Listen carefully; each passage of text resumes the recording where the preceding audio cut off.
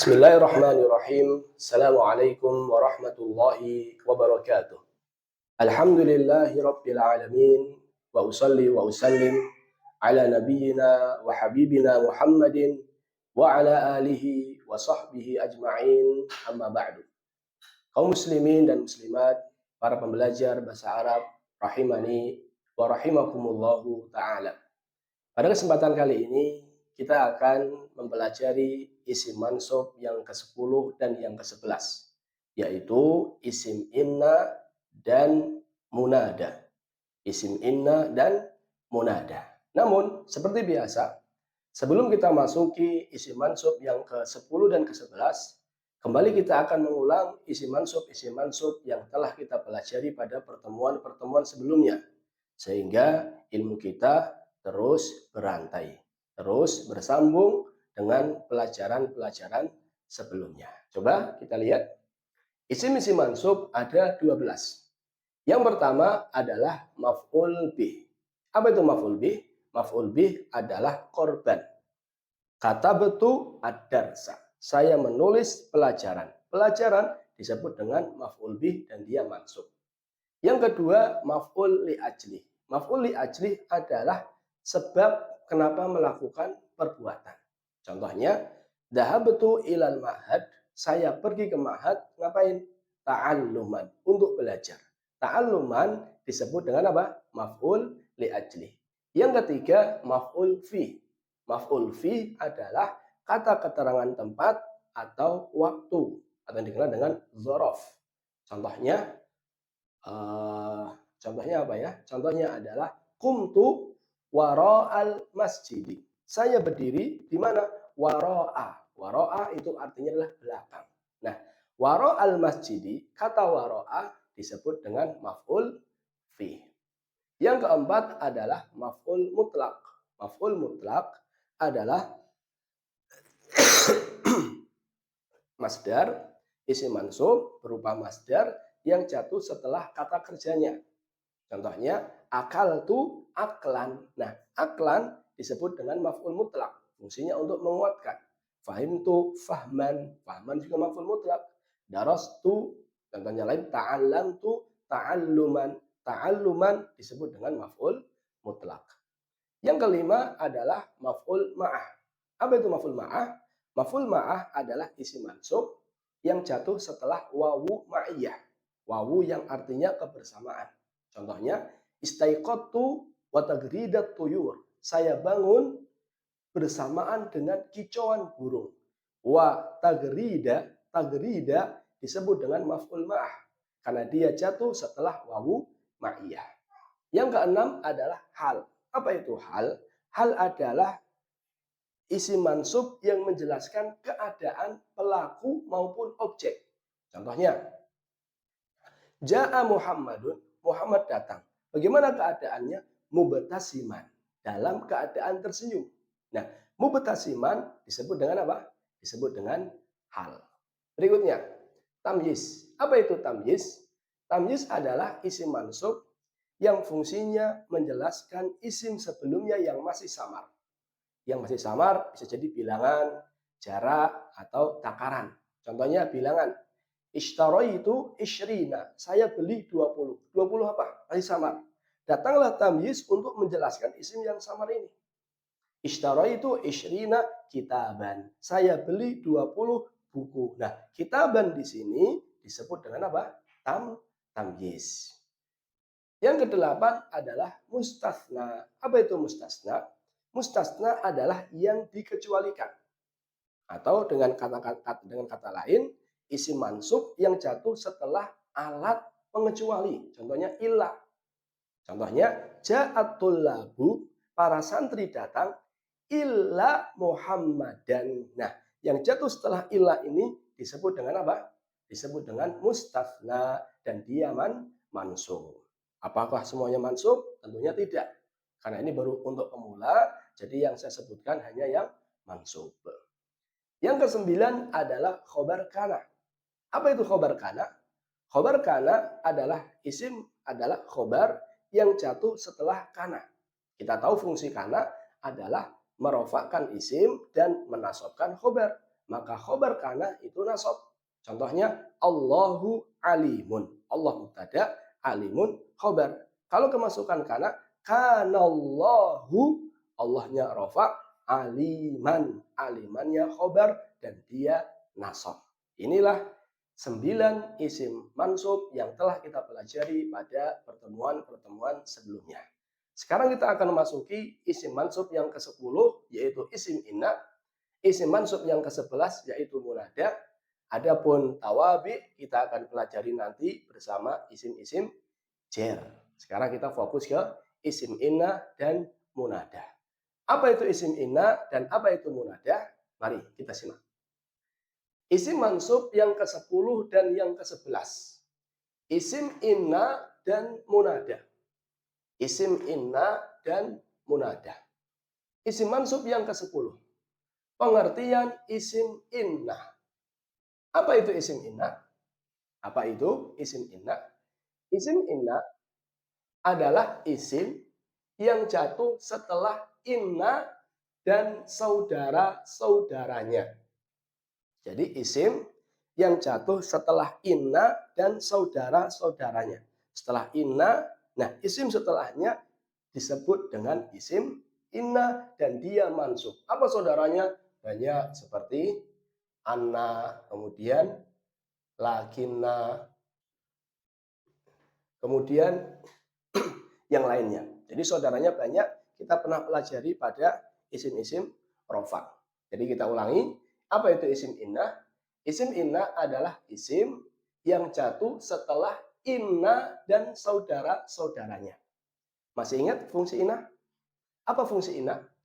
Fungsi inna menasabkan isim, merofakkan khobar. Fungsi inna diingat, menasabkan isim, merofakkan khobar. Menasabkan isim, merofakkan khobar. Nah, karena fungsi inna menasabkan isim, berarti isim inna rofa atau nasab? Nasab. Karena fungsi inna menasabkan isim. Berarti khobar inna rofa atau nasab? Rofa. Karena fungsi inna adalah merofakan khobar. Oleh karena itu, isim inna masuknya ke isim-isim mansub, sedangkan khobar inna masuknya ke isim-isim rofa. Saya ulangi, intinya isim inna adalah isim yang jatuh setelah inna dan saudara-saudaranya dan dia mansub. Coba kita lihat contohnya. Contohnya adalah inna Muhammadan jamilun. Inna Muhammadan jamilun. Ingat, apa isim inna? Isim yang jatuh setelah inna. Berarti, mana di sini isim innanya? Isim innanya adalah Muhammadan. Ini isim inna. Mana khobar innanya? Khobar innanya adalah jamilun. Ini khobar inna. Saya ulang, ini isim inna, ini khobar inna. Apa fungsi inna? Menasabkan isimnya, merofakkan khobarnya. Berarti isimnya nasab. Inna Muhammadan. Inna Muhammadan. Tanda nasabnya apa? Fathah. Kenapa fathah? Tanda nasabnya fathah karena dia isim mufrad. Isim mufrad rofa, isim mufrad doma fathah kasroh. Maka di sini isim inna nasab dengan fathah. Inna Muhammadan. Khobarnya rofa jamilun. Rofa dengan dhammah. Coba saya ulangi. Inna Muhammadan jamilun. Mana isim innanya? Muhammad. Mana khobar innanya? Jamil. Apa fungsi inna? Menasabkan isim. Berarti Muhammad selaku isim inna dia nasab. Inna Muhammadan. Mana khobar innanya? Jamil. Karena jamil selaku khobar inna, maka dia rofa. Karena fungsi inna merofakan khobar. Maka dibaca inna Muhammadan jamilun. Innal qalama rakhisun.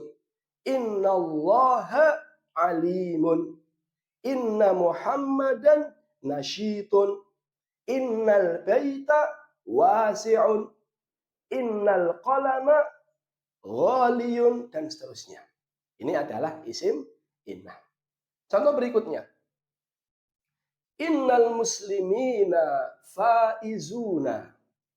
Innal muslimina faizuna. Mana isim inanya? Isim inanya adalah muslimin karena dia isim jatuh setelah inna. Mana khobar inanya? Faizun. Ini disebut dengan khobar inna. Ini disebut dengan khobar inna. Apa fungsi inna? Menasobkan isim. Berarti isimnya dia nasab. Merofakkan khobar. Berarti khobarnya dia rofa. Pertanyaannya, isim inna nasab. Di sini nasabnya dengan apa? Dengan ya, betul. Kenapa dengan ya? Nasab dengan ya karena dia jamak mudzakkar salim. Maka bacanya innal muslimina, bukan innal muslimuna. Karena jamak mudzakkar salim, nasabnya dengan ya. Jamak mudzakkar salim, wawu, ya, ya. Nasab, rofa dengan wawu, nasab dan jer dengan ya. Mana khobarnya? Khobarnya faizuna. Khobarnya faizuna. Dan dia rofa. Karena dia khobar inna. Apa tanda rofanya? Tanda rofanya adalah wawu. Kenapa wawu? Jamak mudzakkar salim. Jamak mudzakkar salim, wawu, ya, ya. Ya, ini ringkasnya pembahasan tentang isim inna.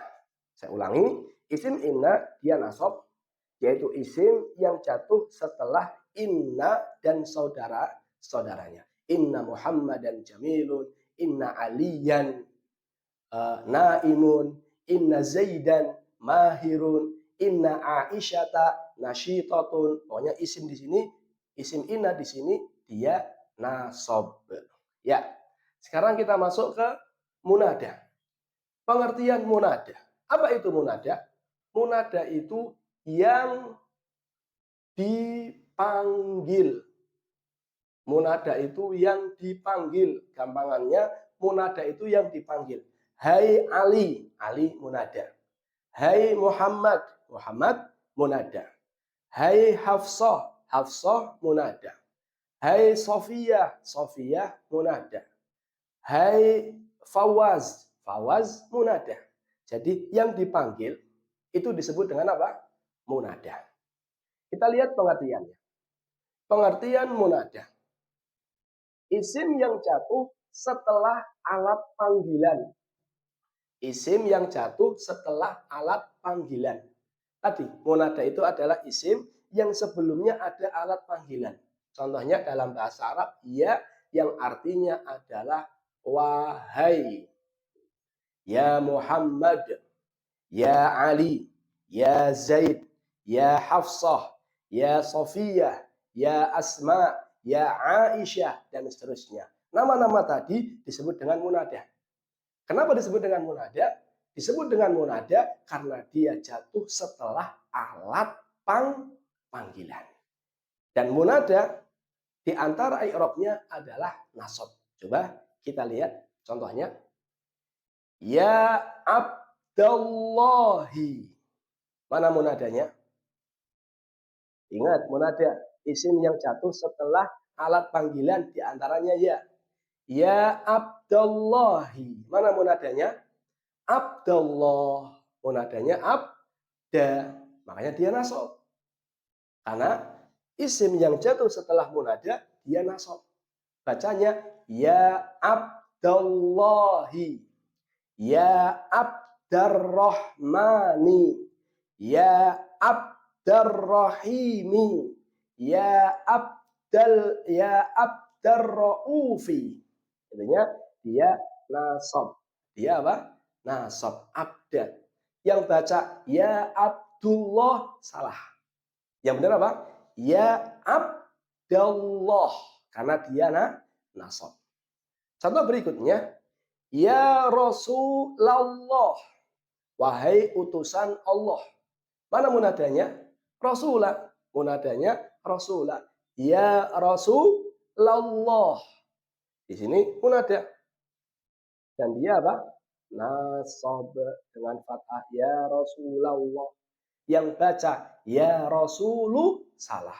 Ya benar, ya Rasulullah. Ini contoh kedua. Contoh ketiga. Ya rajulan khud biyadi. Wahai laki-laki, wahai seorang laki-laki, tolong ambil tangan saya. Mana munadanya? Ini rajulan munada dan dia nasab ya rajulan khud biyadi. Contoh lagi, ya aliman, wahai orang yang alim, wahai orang yang tahu ilmu, alimni, ajarkan saya. Mana munadanya? Ini aliman, maka dia nasab dengan fathah. Ya aliman alimni, wahai orang yang berilmu, ajarkanlah ilmu kepadaku. Jadi intinya munada itu diantara keadaan i'rabnya adalah nasab. Kok diantara Ustaz? Iya. Karena ternyata nggak semua munada itu nasab. Tidak semua munada itu nasab. Kadang munada itu mabni dengan doma. Lalu bagaimana kalau munadanya itu yang kita panggil ada alif lamnya? Ini nanti tingkat lanjutan. Jadi intinya di antara munada itu ada yang nasab. Di antara munada itu ada yang nasab. Kapan itu? Di sini saya sebutkan dua. Yang pertama, kalau seandainya munadanya itu adalah mudhof. Mudhof. Mudhof. Ini Abdullah. Abda ini mudhof. Karena munadanya mudhof, maka nasab dengan fathah. Rasulah, munadanya mudhof, maka dia nasab dengan fathah. Ini yang pertama. Munada itu nasab kalau dia apa? Mudhof. Yang kedua, dia nasab kalau seandainya dia nakiroh. Masih ingat? Apa itu nakiroh? Nakiroh itu kalau tidak ada alif lamnya. Rojulan, aliman, tidak ada alif lamnya. Kalau dia nakiroh, ghairu maksudah. Ghairu maksudah itu tidak dimaksud. Artinya rojulan di sini siapapun. Siapapun. Contohnya aliman di sini siapapun. Jadi intinya yang pertama dia nasab kalau dia mudhof. Yang kedua dia nasab kalau dia nakiroh yang masih umum. Siapapun itu orangnya. Ya rojulan khud biyadi. Contohnya ada orang yang buta. Dia lagi mau jatuh atau dia jatuh. Dia pengen minta tolong. Dia tidak tahu di depan ini siapa saja. Yang penting dia panggil ya rojulan, ya rojulan. Walaupun yang datang orang pertama, yang datang si B, yang datang si C, yang datang si D, terserah. Yang penting ya rojulan. Wahai laki-laki, khud biyadi, ambil tangan saya, selamatkan saya. Ini maksud dari nakirah ghairu maksudah. Isimnya nakirah, tidak ada alif lamnya, dan belum tertentu. Siapapun itu orangnya, ya rojulan, yang penting dia laki-laki. Jadi intinya, ini buat pemula, jadi perincian munada belum saya sampaikan. Namun intinya di antara munada itu ada yang apa? Ada yang nasab. Di antara yang pertama kalau dia mudhof, yang kedua kalau dia nakirah, nggak ada alif lamnya, atau yang lainnya ghairu maksudah, belum tertentu. Ya, ini pembahasan tentang isim inna dan apa itu? Munada. Sekarang kita ulangi. Apa itu isim inna? Isim yang jatuh setelah inna dan dia nasab. Karena fungsi inna menasabkan isim, merofakkan khobar. Yang kedua munada. Apa itu munada? Munada adalah yang dipanggil. Di antara munada itu nasab. Contohnya ya Abdullah, bukan ya Abdullah. Contohnya ya rojulan, bukan ya rojulun, tapi ya rojulan. Sekarang kita lihat latihannya. Latihan. Yang pertama, inna Umara adilun. Sesungguhnya Umar adalah orang yang adil. Inna Umara adilun. Mana isim inanya? Mana isim inanya? Isim inanya adalah Umar. Ya isim. Isim ina rofa atau nasab? Nasab. Karena fungsi ina menasabkan isim. Apa tanda nasabnya? Tanda nasabnya fathah. Maka dibaca inna Umara. Mana khobarnya? Adilun. Adilun adalah khobar dan dia rofa. Bacanya inna Umara adilun. Yang kedua, innal